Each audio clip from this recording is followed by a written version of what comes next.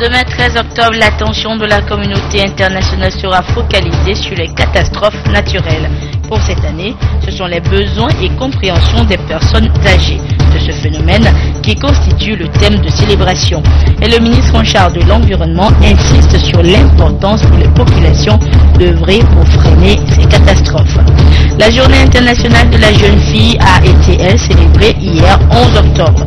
À ce côté, pour les manifestations officielles, la ministre de la Promotion féminine a demandé plus d'attention et d'action en faveur de la jeune fille, la femme de demain. Et puis le spectre du virus Ebola plane sur la Coupe d'Afrique des Nations Maroc 2015. Face à l'épidémie de la fièvre hémorragique, la fédération marocaine demande le report de la compétition. C'était le sommaire de cette édition. Madame, Messieurs, bonsoir et merci de nous rejoindre pour le 20h sur la télévision togolaise. L'Assemblée générale des Nations unies a consacré la journée du 13 octobre demain à la mobilisation et à la sensibilisation sur les risques des catastrophes. Des catastrophes qui font des milliers de morts chaque année dans le monde. En exemple, entre 2000 et 2012, 220 millions de personnes ont été affectées avec 92 000 décès.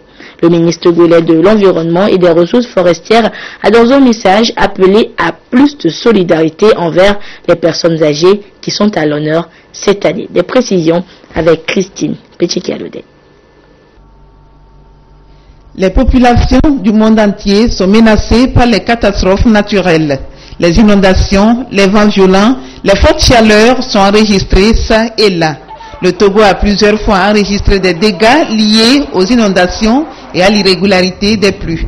Le littoral est aussi menacé. Les risques de catastrophes aggravés par le phénomène des changements climatiques constituent un défi. Pour y faire face, plusieurs initiatives ont été prises.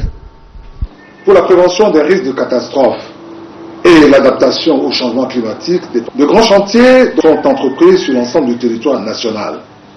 Il s'agit par exemple, dans le domaine du développement urbain, la construction des ouvrages hydrauliques et d'assainissement.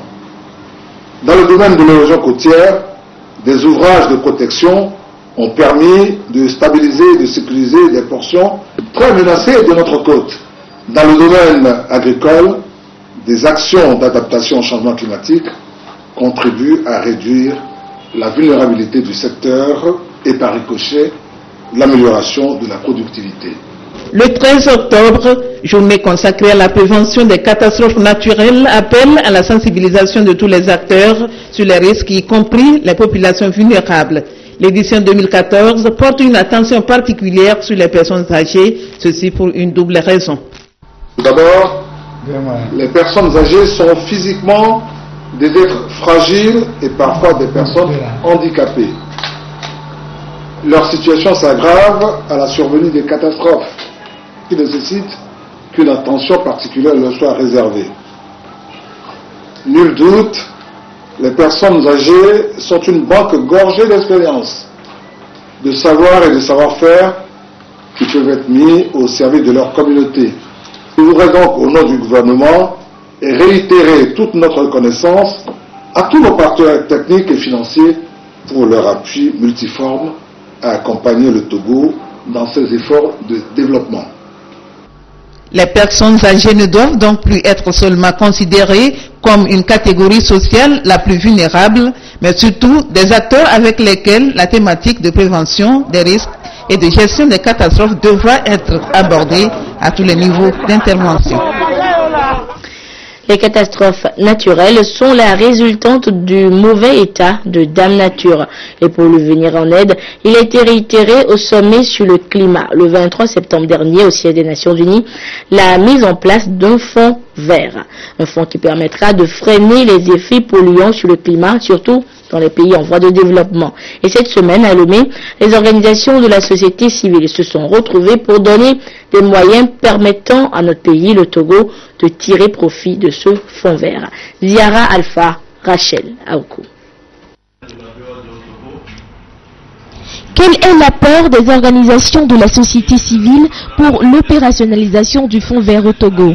La question a réuni ces différents acteurs de l'environnement qui veulent créer une synergie d'action dans la réalisation des activités d'adaptation au changement climatique.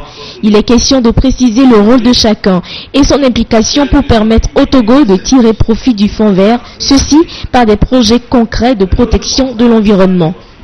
Maintenant que le fonds vert est mis en place, ce que nous aimerions avoir, c'est qu'une bonne partie de ce fonds, plus de la moitié, soit allouée à l'adaptation, donc aux efforts des pays pour pouvoir faire face aux effets du changement climatique. Deuxièmement, qu'il y ait une transparence dans la gestion des fonds et qu'il y ait ce que nous appelons un système d'accès direct. Nous ne voulons pas trop d'intermédiaires, la Banque mondiale, le FOM, les banques, etc. Non, que si le Togo a élaboré déjà son plan d'adaptation, si une ONG, un centre de recherche, l'Université de Lomé a besoin d'argent pour monter un centre de recherche météorologique, pour monter un projet de recherche, qu'il fasse la demande directement au Fonds vert pour le climat et que ce financement lui arrive directement sans passer par trop d'intermédiaires. La société civile togolaise veut s'inspirer du modèle ghanéen afin de faire un plaidoyer à l'endroit des décideurs. Ces échanges sont à l'actif de l'ONG JVE, Jeunes Volontaires pour l'Environnement. Le Fonds vert est un mécanisme financier des Nations Unies pour aider les pays en voie de développement à faire face à la question liée au changement climatique. Des centaines de jeunes ont composé hier dans divers centres d'écrit pour le compte d'un concours de recrutement organisé par l'Office togolais des recettes OTR. Cette régie centralisée de l'État qui fusionne les recettes des douanes et des impôts a besoin de jeunes qualifiés et compétents pour relever ces défis. Danjouma Ali, Christine Pichekialode. Des candidats venus de tous les coins du Togo ont pris part samedi au concours de recrutement organisé par l'Office togolais des recettes. Au total, 8300 postulants répartis dans 4 centres d'écrit. Ils ont été soumis à des épreuves relevant du domaine de leur qualification. Ici, au lycée de Tokoin, l'espoir semble permis. L'épreuve dans son ensemble n'a pas été du tout difficile. Il fallait juste être un peu concentré et plus vigilant. Et puis bon, dans l'ensemble, c'est bon. Selon les organisateurs, le personnel recherché devra disposer d'une compétence assez fiable pour être à la hauteur des défis qu'attendent l'Office.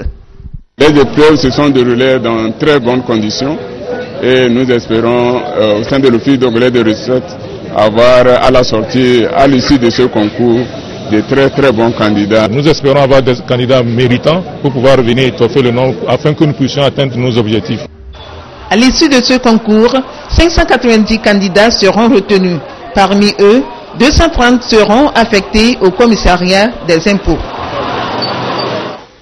Parlons emploi encore pour la mise en œuvre de l'ASCAP, stratégie de croissance accélérée et de promotion de l'emploi. Tous les ministères ont été impliqués dans l'élaboration et la validation d'un plan et des outils de suivi et évaluation de cette stratégie. Et ce document a prévu un certain nombre de mécanismes dont l'élaboration et la validation des rapports périodiques ministériels de suivi en session des comités sectoriels. Et c'est dans cette dynamique que le comité dénommé Promotion, Protection sociale et Emploi a travaillé pour examiner et valider des plans de travail sur les budgets annuels des différents ministères membres. Des précisions avec Charlotte Monsimet. C'est la 3e session du comité sectoriel Promotion, Protection sociale et Emploi dans la mise en œuvre de la stratégie de croissance accélérée et de promotion de l'emploi SCAP. Ici, les délégués des différents ministères impliqués font le bilan des activités après un semestre de travail. Il s'agit surtout d'évaluer les réalisations par rapport aux actions programmées en début d'année. Il y a eu des activités de pénétration de l'économie informelle par l'inspection du travail, par exemple, comme activité du ministère du Travail. En dehors de ça, il y a eu la construction d'un certain nombre de bâtiments pour renforcer les capacités d'intervention du département. Et puis en dehors de ça, il y a beaucoup d'autres études pour voir dans quelle mesure on pourrait éventuellement assurer la couverture universelle de la population en matière de protection sociale. Le ministère de l'Action sociale aussi a réalisé un certain nombre d'activités liées au renforcement des groupements de femmes ou même de personnes vulnérables. Au niveau du ministère de l'Emploi là-bas, ils sont à plus de 53% de réalisation. Et c'est pareil pour les autres ministères. 4 ministères dont le développement à la base, l'action sociale, le travail et les sports constituent ce comité sectoriel. À tous les niveaux, des progrès ont été enregistrés et toutes les actions menées ça et là sont de nature à réduire le poids de la pauvreté et des aléas économiques sur le vécu quotidien des populations. Direction maintenant la Bina, où le président de la République a fait un don aux élèves démunis de la préfecture. Et ce geste composé de fournitures scolaires a été remis aux concernés par les cadres du parti UNIR de la localité. Nestor Mozo.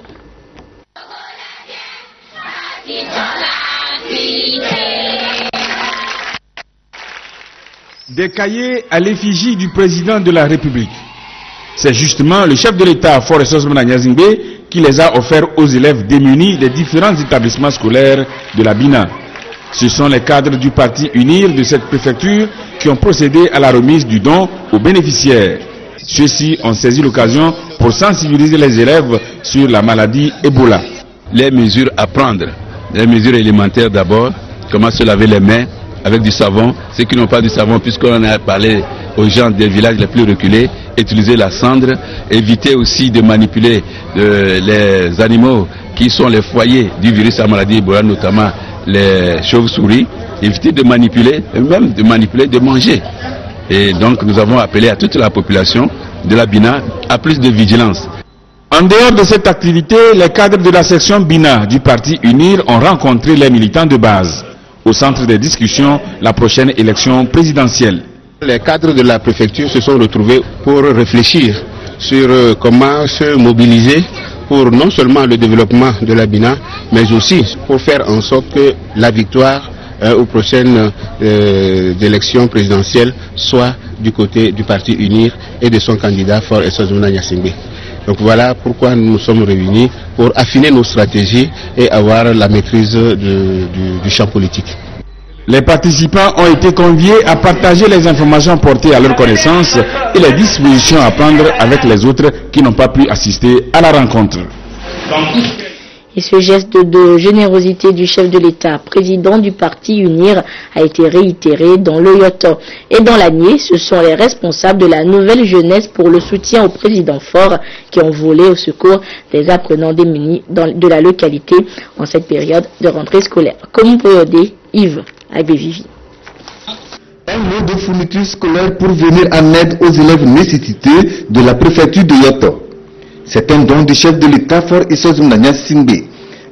C'est l'expression d'abord d'une générosité, d'un élan de cœur et d'une solidarité de notre président, le président national de notre parti et le président de la République à l'endroit des plus démunis de notre pays, particulièrement de notre préfecture, pour que cette rentrée soit une rentrée pour tout le monde et qu'il n'y ait pas d'exclusion. Selon les cadres UNIR de la localité, un comité préfectoral veillera à la distribution de ces fournitures scolaires dans tous les cantons de la préfecture. Occasion de sensibiliser les tout petits apprenants de l'EPP centrale sur les mesures préventives contre la maladie à virus Ebola. Des cahiers, bics, crayons, sacs d'écoliers, voilà l'essentiel des effets offerts aux apprenants des localités de la préfecture d'Anier, un don offert par la nouvelle jeunesse pour le soutien au président Faure, NJSPF. Et c'est une œuvre de bienfaisance annuelle que la NJSPF effectue, mais au-delà de sa composition habituelle, le don de cette année 2014 à l'intention des élèves nécessiteux a une particularité. En tout, nous avons eu à distribuer 80 000 cahiers, des milliers de bics, d'ardoises, de kakis, de couvertures. La particularité cette année, nous avons eu à ajouter au kit scolaire un pain de savon pour permettre à nos enfants, chaque fois revenus de l'école, de laver les mains proprement. C'est donc depuis le septentrion que la NJSPF a commencé cette œuvre de bienfaisance à l'intention des élèves nécessités du pays. En tout, 7000 kits ont été offerts aux élèves. Éducation toujours, les organisations de la société civile actives dans le domaine de l'éducation renforcent leur capacité sur le concept du droit à l'éducation. Les participants, tous membres de la coalition nationale togolaise pour l'éducation pour tous, ont donc été formés sur les tests juridiques qui fondent ce droit à l'éducation. Marcel Toy. Le droit à l'éducation est un droit fondamental et c'est un devoir pour les associations des parents d'élèves et autres organisations de la société civile active en éducation de connaître et comprendre ce concept. Raison pour laquelle la Coalition nationale togolaise pour l'éducation pour tous a réuni ces organisations de défense des droits des enfants à l'éducation pour renforcer leurs capacités. En FEPA, c'est le réseau africain de campagne pour l'éducation pour tous et qui regroupe 35 coalitions nationales et qui fait le plaidoyer en faveur du droit à l'éducation. En tant qu'acteurs de la société civile qui faisons le plaidoyer en faveur de l'éducation, nous nous sommes dit qu'il était de bon ton de former les membres de la coalition pour qu'ils comprennent le contenu du droit à l'éducation, son étendue, afin de mieux pouvoir le défendre. C'est parce que l'éducation est un droit que nous réclamons que l'État mette en place toutes les dispositions pour que ce droit puisse être effectivement une réalité pour tous les enfants et pour tous les adultes de ce pays. Pour les participants, cette thématique sur le droit à l'éducation vient à point nommé. Notre pays, le Togo, a un arsenal juridique très performant en matière d'éducation. Cette formation est venue à point nommé pour encourager le gouvernement dans la mise en œuvre de tous ces tests. Vivement que les acquis de cette formation soient relayés à leur base par les participants. La journée internationale de la jeune fille, c'était hier 11 octobre. Pour l'occasion, la ministre Dédé Arufa Ekoué de la promotion féminine était dans la ville de Sokodé. En présence de responsables d'ONG œuvrant pour la cause de la jeune fille, la ministre a lancé un appel à plus d'actions pour l'épanouissement de la fille. La marque Bojona. Le lancement à Sokodé de la célébration de la Journée internationale de la fille a permis aux invités et aux élèves présents de suivre la projection d'un film sur le harcèlement sexuel afin de sensibiliser la population de Sokodé sur les violences faites aux filles pour promouvoir la dénonciation des actes de violence. La journée est placée sous le thème « Renforcer les capacités des filles, briser le cycle de la violence ». Quand quelqu'un rentre dans une maison, il vole un objet, on l'enferme. Mais quand quelqu'un vole la jeunesse d'une fille, le futur d'une fille, rien ne se passe. Et c'est plus grave. Donc la journée maintenant, c'est pour sensibiliser, pour que les autorités à tous les niveaux, les personnes à tous les niveaux, les chefs de famille, les chefs d'établissement, les filles et les garçons, pour que nous tous nous sachions que c'est très important pour nous de protéger les filles. Les adolescentes sont très souvent confrontées à des actes discriminatoires liés à leur sexe et à des normes sociales profondément ancrées qui les exposent à la violence. La ministre Dédé Ekoué précise les dispositions prises par le gouvernement pour combattre cette violence. Pour le gouvernement togolais, nous avons plusieurs actions que nous menons. La première action qui est importante, c'est d'encourager la dénonciation. Donc nous avons une ligne verte qui est allée au 10-11 et beaucoup d'enfants appellent cette ligne et les adultes aussi peuvent appeler la ligne pour dénoncer les abus faits aux filles. Donc ça c'est le premier élément. Deuxième élément, nous avons des centres d'écoute. Dans les centres d'écoute, les gens vont, les enfants peuvent aller, les familles peuvent aller pour aller parler des violences. Et là, à travers ces centres d'écoute, où nous avons des assistantes sociales, on écoute le cas et on voit ce qu'on doit faire pour soit arrêter un processus qui peut aboutir à une violence ou bien faire sanctionner une violence. Le lancement de cette journée a été marqué par un débat qui a permis aux participants d'apporter leur contribution dans la lutte contre les violences faites aux filles.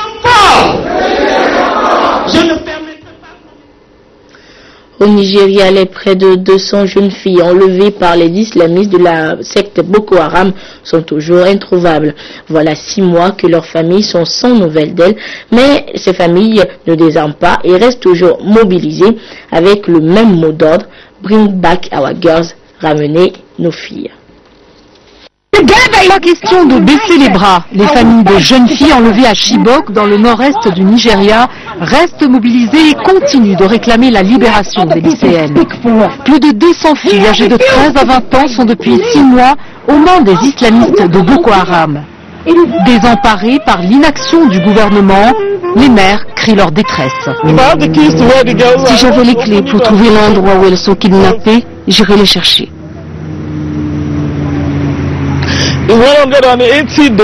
Parce que ça fait 180 jours et nous ne souhaitons qu'une chose, c'est leur retour.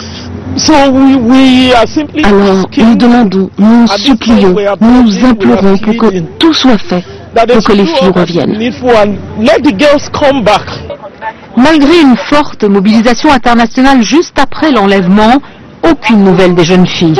Le comité de soutien nigérian ne s'essouffle pas, il affiche haut et fort sa détermination, son espoir.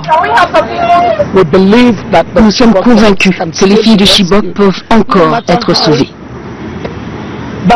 Malgré la situation actuelle dans laquelle elles se trouvent, à cause du traumatisme qu'elles ont vécu. Où sont les jeunes filles otages? Que devient-elles? Ont-elles été vraiment vendues comme esclaves? Ces questions taraudent depuis 180 jours maintenant les familles et restent malheureusement sans réponse. Et si c'est toujours le statu quo au Nigeria, du côté du Cameroun, les autorités et parents des 27 otages de la secte islamique sont soulagés. La femme du vice-premier ministre camerounais et ses 26 autres co-otages, dont 10 Chinois, ont été libérés. Mais les conditions de cette libération restent toujours floues. C'est à bord d'un avion de l'armée camerounaise que les ex-otages sont arrivés à Yaoundé. L'ambassadeur chinois est là pour accueillir ses 10 compatriotes épuisés par cette épreuve. Librossi, l'épouse du vice-premier ministre du Cameroun. Agnès Ali fait partie des 17 Camerounais enlevés aussi par les islamistes de Boko Haram. Un groupe très actif dans l'extrême nord du Cameroun. En ce qui concerne le gouvernement, je pense que l'on peut parler d'une victoire retentissante. C'est surtout une preuve de l'efficacité de la méthode utilisée par le président. Une méthode qui ne sera pas vraiment expliquée. Échange de prisonniers, négociations avec les islamistes ou paiement de rançon. Les conditions de cette libération, comme toutes celles qui l'ont précédée, resteront mystérieuses.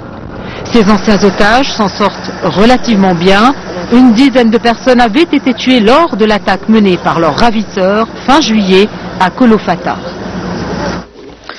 Au Togo, la Jeune Chambre internationale JCI Togo a tenu sa 28e convention à Pia dans la COSA. La convention constitue l'instance qui permet aux membres de cette organisation de procéder au bilan des activités menées en vue d'explorer de nouvelles perspectives. La correspondance depuis Pia de Nestamzo. Après Aného en 2013, c'est au tour de Pia, dans la COSA, d'abriter les activités de la convention annuelle de la Jeune Chambre internationale Togo. La JCI est une institution qui regroupe des jeunes actifs qui œuvrent pour la promotion de l'engagement citoyen pour le bien-être des populations. Notre mission, c'est d'offrir des opportunités de développement aux jeunes gens afin de leur donner des capacités de créer un changement et un monde positif. L'intégrité, l'excellence et la responsabilité sont des valeurs qui guident les actions de la Jeune Chambre internationale. Cette convention constitue la 28e du genre de la JCI Togo, une rencontre de partage placée sous le thème Impact citoyen. Chaque membre doit pouvoir être acteur de la vie de notre pays et créer du bien-être autant pour lui que son voisin immédiat, que pour son environnement, en protégeant surtout l'environnement parce que c'est un défi mondial pour les objectifs du millénaire dans lequel nous nous inscrivons. Et l'impact citoyen ne peut arriver que lorsque nous donnons les meilleurs outils, les bonnes formations à chaque citoyen togolais pour qu'il puisse être acteur du développement de notre pays. À cette 28e convention, les participants ont dressé le bilan des activités réalisées au cours de l'année 2014. Ils ont adopté le plan d'action et le budget de l'exercice 2015 et élu les membres du comité directeur national. Ce comité est composé de 8 membres dirigés par Joël Aziadapou. Et c'est la ville de Kara encore que le gouvernement et ses partenaires ont choisi pour célébrer le deuxième jeudi de ce mois d'octobre, la journée mondiale de la vue. Et cette journée a été instituée pour amener les décideurs et bailleurs de fonds à créer des conditions idoines pour faciliter l'accès aux soins de santé oculaire à tout le monde. Nous retrouvons Nestor Mozo. En 1996, on dénombrait 135 millions de personnes malvoyantes dans le monde, dont 45 millions d'aveugles. Selon les prévisions, ces chiffres devraient doubler en 2020.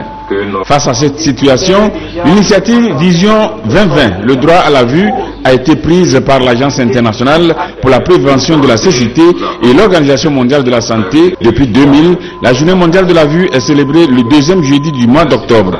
Au Togo, aujourd'hui, nous avons plus de 50 000 aveugles. Et parmi eux, plus de 60% d'entre eux sont juste victimes de la cataracte. Les gens doivent avoir confiance toujours au système de santé oculaire pour aller se faire soigner dans les hôpitaux. Éviter de se mettre les herbes, l'eau salée, le lait maternel sur les yeux. Voilà des choses comme ça, ils doivent éviter pour prendre soin de leurs yeux. La cécité est un véritable fléau social, un sérieux problème de santé publique dans le monde. En choisissant cette année comme thème santé oculaire et égalité d'accès aux soins, les pays et les partenaires donnent le témoignage de leur engagement à œuvrer pour apporter des réponses appropriées à l'amélioration de l'état de santé des populations. Toutes les régions sont concernées. Aujourd'hui, le lancement, c'est dans la Kara parce que il y a une étude qui a montré que le problème demeure encore dans la région de la Kara. Et donc il faut quand même qu'ensemble avec les partenaires, nous puissions nous converger vers cette région-là pour pouvoir alors donner le soin à nos populations. La célébration de la Journée mondiale de la vue à Kara a été marquée par des consultations ophtalmologiques gratuites au CHU et au CHR. Suite à ces consultations, une centaine de patients souffrant de la cataracte ont été opérés gratuitement aussi. Santé toujours, les mesures de prévention de la fièvre hémorragique Ebola étaient au centre de la séance de sensibilisation organisée par et pour les femmes de la coordination des associations des femmes pour le développement et la lutte contre l'insalubrité de l'homme. Danjouma Ali, Ramdan Bassina. La coordination des associations des femmes pour le développement et de lutte contre l'insalubrité de Lomé sensibilise ses membres sur ce qui se passe dans la sous-région à propos de la fièvre hémorragique à virus Ebola. C'est un sujet d'urgence et nous avons pensé qu'elles sont des mères, elles sont des femmes, elles sont des ménagères, elles sont aussi des commerçantes. Et tous ces rôles qu'elles jouent leur confier quand même une certaine responsabilité et à partir de là nous supposons qu'elles doivent être très sensibilisées par rapport aux mesures à prendre pour éviter Ebola. Très actives dans les activités socio-économiques, ces femmes servent de relais au marché et dans leur communauté dans la prévention de cette maladie. On nous a appris comment nous protéger contre cette maladie Ebola qui est vraiment dangereuse. On nous a appris comment laver les mains quand on sort, on revient à la maison. Comment on nous a appris beaucoup de choses concernant cette maladie. Le dernier bilan selon l'Organisation mondiale de la santé fait état de plus de 3000 morts avec le risque de revoir ce chiffre à la hausse. Heureusement, aucun cas de la contamination n'est encore déclaré au Togo. Et je vous le disais en titre, la fièvre hémorragique a des répercussions même dans le sport. Le Maroc qui doit accueillir du 17 janvier au 8 février 2015 la Coupe d'Afrique des Nations demande un report de la compétition. Une requête qui fait débat. Regardez. Dans un stade à moitié vide, le MENA du Niger et les Chipolo de Zambie se neutralisent 0-0 lors de la 3e journée des éliminatoires de la Coupe d'Afrique des Nations. Mais à Niamey, ce n'est pas le caractère terne de ce match du groupe F qui inquiète les férus du ballon rond. Ils semblent plus préoccupés par l'incertitude qui plane sur l'organisation de la compétition prévue du 17 janvier au 8 février 2015. La demande du report de la CAN formulée par le Maroc pour cause d'Ebola embarrasse le ministre nigérien des Sports. Je n'ai pas d'avis à donner, c'est une souveraineté du Maroc, je ne peux pas commenter cela. La plupart des ministres africains et présidents de fédérations nationales s'abstiennent de commenter la décision du Maroc. Ils ne souhaiteraient pas être accusés d'ingérence dans les affaires intérieures du royaume chérifien qui jouit aujourd'hui d'une grande influence sur le continent. Ces considérations d'ordre politique ne sont pas prises en compte par l'écrasante majorité des amoureux du football. À Libreville, les supporters des Panthères, galvanisés par la victoire de leur équipe, critiquent sévèrement la démarche du gouvernement marocain. On respecte le calendrier. On ne va pas couper à cause de l'Ebola. Si le Maroc n'est pas apte à recevoir la Coupe d'Afrique, qu'il voie la CAF pour donner la Coupe d'Afrique à notre pays. À Kinshasa, l'on est moins catégorique. Les fans des Léopards qui se sont inclinés face aux éléphants de la Côte d'Ivoire accueillent diversement la demande du report de la CAN 2015. C'est justifié parce que le Maroc, c'est un État qui veut protéger quand même sa population. Quand il y a l'épidémie comme ça, il a peur que cette maladie puisse quitter le pays de l'Afrique de l'Est pour atteindre quand même sa population. Même s'il y a Ebola en Afrique, je ne pense pas que ça va poser problème pour l'organisation de cette phase finale de la CAN. En République démocratique du Congo, comme sur le reste du continent, tous les regards sont tournés désormais vers la Confédération africaine de football. Le comité exécutif de la CAN examinera le 2 novembre prochain la requête du ministère des Sports du Royaume du Maroc.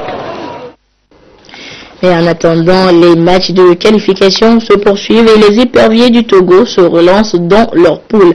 Ils se sont imposés hier au Mandela Stadium de Kampala face au Crâne d'Ouganda par un score de 1-0. Le résumé avec Martin Sandani Mankoui.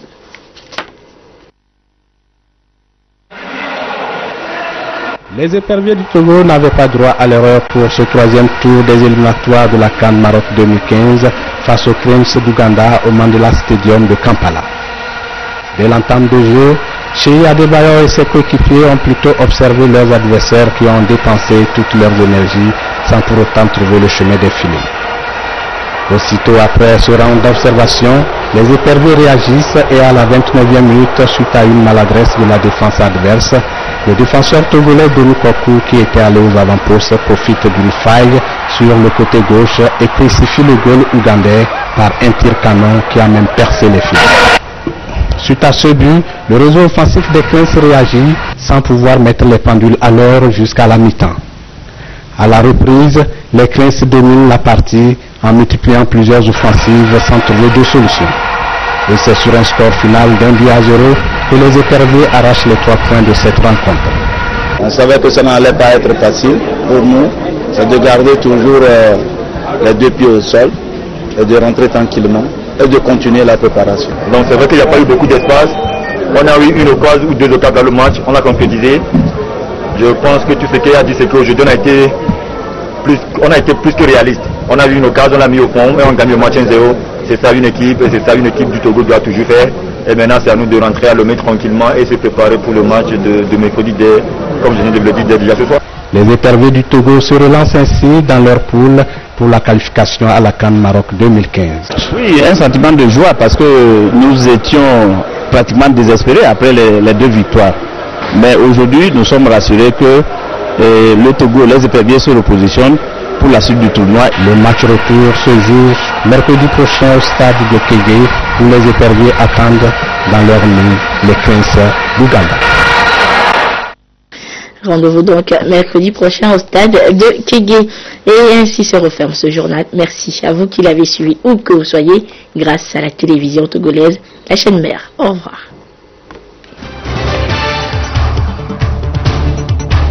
Demain 13 octobre, l'attention de la communauté internationale sera focalisée sur les catastrophes naturelles. Pour cette année, ce sont les besoins et compréhension des personnes âgées de ce phénomène qui constitue le thème de célébration. Et le ministre en charge de l'environnement insiste sur l'importance pour les populations d'œuvrer pour freiner ces catastrophes. La journée internationale de la jeune fille a été, elle, célébrée hier 11 octobre. À ce côté, pour les manifestations officielles, la ministre de la Promotion féminine a demandé plus d'attention et d'action en faveur de la jeune fille, la femme de demain. Et puis le spectre du virus Ebola plane sur la Coupe d'Afrique des Nations Maroc 2015. Face à l'épidémie de la fièvre hémorragique, la fédération marocaine demande le report de la compétition.